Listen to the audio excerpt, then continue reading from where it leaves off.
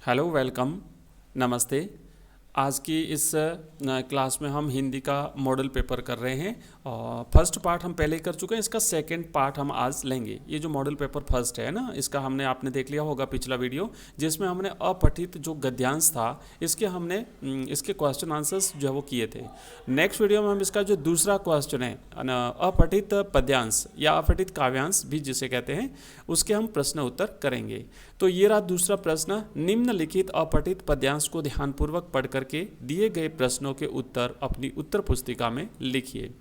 तो पहले मैं पढ़ लेता हूं जल्दी से इस काव्यांश को और उसके बाद में हम करते हैं इसके प्रश्न उत्तर। लिखा है कि सिंह की गोद से छीन तारे शिशु कौन, मौन भी क्या रहती वह रहते प्राण रे अजान।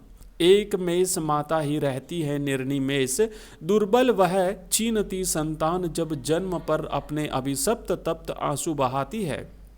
किंतु क्या योग्य जन जीता है, पश्चिम की उक्ति नहीं गीता है स्मरण करो बार बार, जागो फिर एक बार, पशु नहीं वीर तुम, समर सूर क्रूर नहीं, काल चक्र में ही दबे, आज तुम राजकुंवर समर सरताजे। तो ये हमने काव्यांश पढ़ा और इसके हम करते हैं प्रश्न उत्तर। पहला प्रश्न है, प्रत्येक प्रश्न 1 नंबर का है। पहला प्रश्न है, नेक्स्ट पहला मतलब जो कंटिन्यू करेंगे तो हमारा ये रहेगा 7वां प्रश्न। एक मेष माता ही रहती है निर्निमेष में मेष माता का अर्थ क्या है? तो यहाँ पर इसका सही आंसर जो है वो आपको बताना है। ऑप्शन 4 है आपके पास। एक मेष माता का अर्थ क्या है? ऑप्शन 1 है शेर, भालू, भेड़ या फिर बकरी। तो यहाँ पर भेड़ इसका सही जवाब रहेगा। आंसर इसका रहेगा भेड़ इसका, ठीक है। ऑप्शन स, मेष माता यानी भेड़ की माता। नेक्स्ट प्रश्न है 8वां। योग्य जन जीता है कहाँ की उक्ति है? पश्चिम की, उत्तर की, पूर्व की या फिर दक्षिण की? तो ये जो उक्ति है ये पूर्व की है, न पश्चिम की, न उत्तर की और न दक्षिण की। तो पूर्व की उक्ति है, ठीक है। पूर्व यानी जो जो दुनिया का पूर्वी भाग है, यहाँ की ये उक्ति है। तो इसका सही जवाब रहेगा ऑप्शन स। नेक्स्ट प्रश्न है अगला। समर सूर क्रूर नहीं तुम, पंक्ति में समर सूर किसे कहा गया है? समर का मतलब होता है युद्ध, रण क्षेत्र, और सूर का मतलब होता है वीर। तो वीर जो है वो युद्ध का वीर जो है वो वीर पुरुष को कहा गया है। इसका सही आंसर आपको बताना है। दानव है, देवता है, वीर पुरुष है या फिर गंधर्व है? तो करेक्ट आंसर है इसका ऑप्शन स, वीर पुरुष इसका सही आंसर रहेगा। बाकी के आंसर मिटा देते हैं। तो इसका सही जवाब ये है। दोस्तों आगे बढ़ने से पहले मैं बता दूं कि ये जो हिंदी का मॉडल पेपर कर रहे हैं, इसकी कंप्लीट पीडीएफ अगर आप प्राप्त करना चाहते हैं तो आप हमारा ऐप डाउनलोड कर लीजिए। एजुकेशन राइज प्ले स्टोर पर हमारा ऐप अवेलेबल है। प्ले स्टोर से आप इसे डाउनलोड कर सकते हैं या फिर इस वीडियो के डिस्क्रिप्शन में लिंक दिया हुआ है, उस लिंक पर क्लिक करके भी आप हमारा ऐप डाउनलोड कर सकते हैं। साथ ही साथ हमारा टेलीग्राम चैनल का लिंक भी इस वीडियो के डिस्क्रिप्शन में है, उसे भी आप ज्वाइन कर लीजिएगा। इसके अलावा जो बाकी के आपके मॉडल पेपर्स हैं दूसरे सब्जेक्ट के, जैसे इंग्लिश कंपलसरी, हिंदी साहित्य, हिस्ट्री, पॉलिटिकल साइंस, सारे के सारे मॉडल पेपर्स आपको हमारे ऐप में मिलेंगे। लिंक इस वीडियो के डिस्क्रिप्शन में दिया हुआ है, जरूर ज्वाइन करिएगा। और शाम को 8 बजे होती है हमारी लाइव क्लास, उसे जरूर ज्वाइन करिए। चलिए आगे बढ़ते हैं। नेक्स्ट हमारा प्रश्न देखते हैं। अगला प्रश्न है 10वां। सिंह की गोद से छीन तारे शिशु कौन? पंक्ति में सिंह किसका प्रतीक है? आलस्य का, ऑप्शन बी वीरता का, ऑप्शन से सुकुमारता का और ऑप्शन है कायरता का। तो इसका सही जवाब रहेगा सिंह जो है ये यहाँ पर वीरता का प्रतीक है। करेक्ट आंसर रहेगा ऑप्शन ब, वीरता का प्रतीक है। सिंह जो है वो वीरता का प्रतीक है। नेक्स्ट प्रश्न है 11वां। उपर्युक्त पद्यांश का उपयुक्त शीर्षक नीचे लिखे विकल्पों से छांटिए। ऑप्शन 1 है जागो फिर एक बार, ऑप्शन ब है युद्ध का आह्वान, ऑप्शन स है सिंह की सुरक्षा और ऑप्शन द है सिंह की वीरता। तो करेक्ट आंसर रहेगा जागो फिर एक बार। करेक्ट आंसर ऑप्शन ए, जागो फिर एक बार। नेक्स्ट है 12वां प्रश्न। अभिशप्त शब्द का विपरीतार्थक शब्द है। ऑप्शन 1 शापग्रस्त, ऑप्शन बी अभिशापित, ऑप्शन सी आकृष्ट और ऑप्शन द है वरदानी। तो इसका राइट आंसर रहेगा वरदानी। अभिशप्त का मतलब होता है श्राप से ग्रस्त, है ना। अब श्राप से ग्रस्त अभिशप्त का मतलब। तो इसका विपरीत शब्द रहेगा वरदानी, मतलब जिसे वरदान मिला हुआ हो, वरदानी। तो इसका सही आंसर है द। अब हम करेंगे रिक्त स्थान के प्रश्न उत्तर। दोस्तों इस श्रृंखला में कंटिन्यूस आपको पूरा पेपर हम सॉल्व करेंगे। वीडियो कई बार अगर लंबा होता है तो फिर हम उसको टुकड़ों में करते हैं, पार्ट ए पार्ट बी ऐसे। तो अभी हम दूसरा पार्ट कर रहे हैं और दूसरे पार्ट में हमने इसका एक काव्यांश जो है इसको पढ़ करके इसके प्रश्न उत्तर दिए। उसके बाद नेक्स्ट जो हम करेंगे रिक्त स्थान की पूर्ति वाले, उसके बाद फिर हम करेंगे अति लघुतरात्मक प्रश्न और इस तरीके से हम आगे बढ़ते बढ़ते आपका कंप्लीट पेपर हम सॉल्व करेंगे। इसकी पीडीएफ अगर आप एक साथ सारी पीडीएफ चाहते हैं और साथ ही साथ इसी प्रकार के और भी कई सारे मॉडल पेपर्स अगर आप प्राप्त करना चाहते हैं तो आप हमारा ऐप डाउनलोड कर लीजिएगा। वहां पर आपको टोटल मॉडल पेपर्स मिल जाएंगे, पूरा का पूरा एक सेट आपको मिलेगा मॉडल पेपर्स का। तो हमारा ऐप डाउनलोड करिए, एजुकेशन राइज नाम से हमारा ऐप है, अवेलेबल है प्ले स्टोर पर। और हमारा टेलीग्राम चैनल ज्वाइन कर लीजिए और ऊपर आपको राइट हैंड साइड कॉर्नर में हमारे व्हाट्सएप नंबर दिख रहे हैं। तो हमारा जो व्हाट्सएप ग्रुप है उसमें अगर आप जुड़ना चाहते हैं तो वहाँ से आप मुझे मैसेज भेज दीजिए, आपको लिंक मिलेगा, मैसेज भेज दिए आपको लिंक मिलेगा, उस लिंक के माध्यम से आप हमारे व्हाट्सएप जो ग्रुप हैं वो ज्वाइन कर सकते हैं। चलिए आगे बढ़ते हैं और अगला प्रश्न देखते हैं।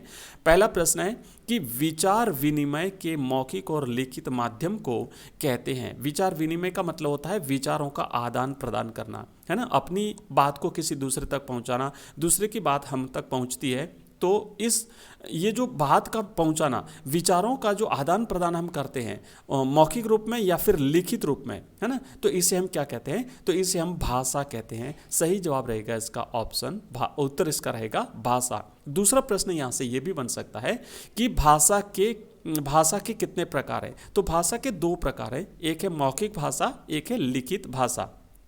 ठीक है, अब हालांकि ये बड़ा प्रश्न हम आगे करेंगे कि भाषा के कौन कौन से रूप हैं, मौखिक भाषा किसे कहते हैं, लिखित भाषा क्या होती है, दोनों में अंतर क्या है, दोनों में समानता क्या है, ये सारी चीज़ें हम आने वाले वीडियोस में इसी प्रकार के मॉडल पेपर्स के माध्यम से इसे समझने का प्रयास करेंगे। चलिए दूसरा प्रश्न है, संस्कृत लिपि में लिखी जाती है। तो देखिए प्रत्येक भाषा की अपनी एक लिपि होती है, मतलब जितनी भी भाषा हैं वो किसी न किसी लिपि में आती है। मतलब ये हो सकता है कि एक लिपि में कई सारी भाषाएं आ सकती हैं, लेकिन एक भाषा जो है वो कई सारी लिपियों में नहीं जा सकती। प्रत्येक भाषा की अपनी एक लिपि होती है, लिपि की कुछ अपनी विशेषताएं होती है, उस विशेषता के आधार पर एक लिपि में कई सारी भाषाएं आ सकती है। तो जैसे संस्कृत है, जैसे मराठी है, जैसे हिंदी है, इनकी जो लिपि होती है वो है देवनागरी लिपि। ठीक है, जैसे कि पंजाबी भाषा की लिपि होती है गुरुमुखी लिपि, और इस तरीके से अलग अलग भाषाओं की अपनी अलग अलग लिपियाँ होती हैं। तो संस्कृत जो है इसकी लिपि है देवनागरी, राइट आंसर रहेगा इसका देवनागरी। अगला क्वेश्चन है नेक्स्ट, शब्द शक्ति से लिया गया है। मोहन गधा है वाक्य में शब्द शक्ति कौन सी है बताना है आपको। तो देखिए इस वाक्य में तो शब्द शक्ति है लक्षणा, और शब्द शक्ति जो है वो तीन प्रकार की होती है, अभिधा, लक्षणा और व्यंजना। अभिधा शब्द शक्ति वहाँ पर होती है जहाँ पर हमें वाक्य को पढ़ते ही सीधा सीधा अगर उसका अर्थ समझ में आ जाता है तो वहाँ पर अभिधा शब्द शक्ति होती है। और उसके बाद में वाक्य को पढ़ते ही अगर उसका अर्थ समझ में नहीं आता हो, बल्कि हमें उसके लक्षणों के आधार पर, उसके लक्ष्यार्थ के आधार पर अगर उसका अर्थ हमें समझना पड़े तो वहाँ पर लक्षणा शब्द शक्ति होती है। और एक तीसरी होती है व्यंजना शब्द शक्ति, जहां पर मुख्यार्थ और लक्ष्यार्थ के अलावा देश काल और परिस्थिति के हिसाब से अगर कोई और अर्थ निकलता हो तो वहां पर व्यंजना शब्द शक्ति होती है। यहां पर प्रश्न है कि मोहन गधा है, तो देखो मोहन तो गधा हो नहीं सकता, मतलब मोहन में गधे जैसे लक्षण हैं, इसीलिए यहां पर लक्षणा शब्द शक्ति है। नेक्स्ट प्रश्न है, जिस शब्द शक्ति के द्वारा साक्षात संकेतित अर्थ प्रकट होता है उसे कौन सी शब्द शक्ति कहते हैं। साक्षात संकेतित का मतलब होता है कि पढ़ते ही उसका जो अर्थ हमें पहली बार में जो हमें ज्ञात होता है वही अगर वास्तविक उसका अर्थ है तो उसे जो है हम कौन सी शब्द शक्ति कहते हैं, तो वो होती है अभिधा शब्द शक्ति। अभी हमने तीन शब्द शक्तियाँ के बारे में मैंने आपको जानकारी दी, तो उसमें से पहली अभिधा शब्द शक्ति होती है। दोस्तों अगर आपको वीडियो पसंद आ रहा है तो चैनल को सब्सक्राइब जरूर करिएगा, आपसे रिक्वेस्ट रहेगी वीडियो को लाइक भी कर दीजिए और अपने दोस्तों के साथ शेयर कर दीजिए। और आप हमारा ऐप डाउनलोड करिए, हमारा टेलीग्राम चैनल ज्वाइन करिए और साथ ही साथ हमारा व्हाट्सएप ग्रुप ज्वाइन करिए। इसी प्रकार के और मॉडल पेपर्स अलग बाकी सब्जेक्ट में जैसे ज्योग्राफी के, हिंदी के, इंग्लिश के, हिंदी साहित्य के, हिस्ट्री के, पॉलिटिकल साइंस के अगर आप प्राप्त करना चाहते हैं तो आप हमारा ऐप डाउनलोड करिए, वहाँ पर आपको ये कंप्लीट मॉडल पेपर्स मिल जाएंगे। चलिए आगे बढ़ते हैं और नेक्स्ट जो प्रश्न है वो देखते हैं। अगला प्रश्न लिखा हुआ है, जग भव सागर तरने को नाव बनाए, उक्त पंक्ति में कौन सा अलंकार है। तो यहाँ पर देखिए रूपक अलंकार है। यहाँ पर क्या किया है कि जो जग है ना, जग माने संसार, संसार को भव सागर माना है, सागर के समान माना है, तो इसलिए यहाँ पर रूपक अलंकार है। ये पंक्ति जो आत्म परिचय कविता है हरिवंश राय बच्चन साहब की, वहाँ से ली गई है। और इसमें कवि जो है वो कहता है कि लोग भव सागर को तरने के लिए अनेक अनेक उपाय करते हैं, तो ये इसमें रूपक अलंकार का प्रयोग कवि ने यहाँ पर किया है। नेक्स्ट प्रश्न है छठा, तरनी तनुजा तट तमाल तरुवर बहुछाए, उक्त काव्य पंक्ति में त वर्ण की आवृत्ति हो रही है। त वर्ण की क्या हो रही है? आवृत्ति हो रही है। और जब किसी वर्ण की काव्य में, किसी काव्य पंक्ति में अगर किसी वर्ण की आवृत्ति होती है, आवृत्ति का मतलब होता है बार बार आना, तो वहां पर अनुप्रास अलंकार होता है, इसलिए यहां पर अनुप्रास अलंकार है। ठीक है, तो ये किया हमने रिक्त स्थान वाले प्रश्न उत्तर। और अब हम जो है नेक्स्ट इसके जो अति लघुतरात्मक प्रश्न हैं, हालांकि वीडियो काफ़ी लंबा हो रहा है, तो अति लघुतरात्मक प्रश्न हम नेक्स्ट वीडियो में करते हैं। मिलेगा जल्दी आपको नेक्स्ट वीडियो, वेट करिएगा। तब तक आप इन प्रश्नों को बार बार पढ़िए, और हो सकता है तो आप अपने खुद के नोट्स बना करके अपनी नोटबुक में लिख लीजिए। पीडीएफ आपको मैंने पहले ही बता दिया, हमारा टेलीग्राम चैनल ज्वाइन करिए, वहाँ पर भी मिलेगी। और साथ ही साथ हमारा जो ऐप है एजुकेशन राइज, वहाँ पर भी आपको मिल जाएगी। कंप्लीट बोर्ड एग्जाम्स तक हम इसी प्रकार की आपके टोटल मॉडल पेपर्स की श्रृंखला चलाते हैं, और साथ ही साथ जो ऑब्जेक्टिव टाइप के आपके क्वेश्चन होते हैं उसके लिए रोजाना शाम को हम लाइव क्लास चलाते हैं, तो आप लाइव क्लास ज्वाइन कर सकते हैं। और उसके लिए आप हमारा टेलीग्राम चैनल ज्वाइन कर लीजिए, हमारा व्हाट्सएप ग्रुप ज्वाइन कर लीजिए, ताकि उसका नोटिफिकेशन जैसे ही हमारी क्लास ऑन हो उस समय आपको उसका नोटिफिकेशन मिल जाएगा। मिलते हैं नेक्स्ट वीडियो में, तब तक के लिए बाय, धन्यवाद।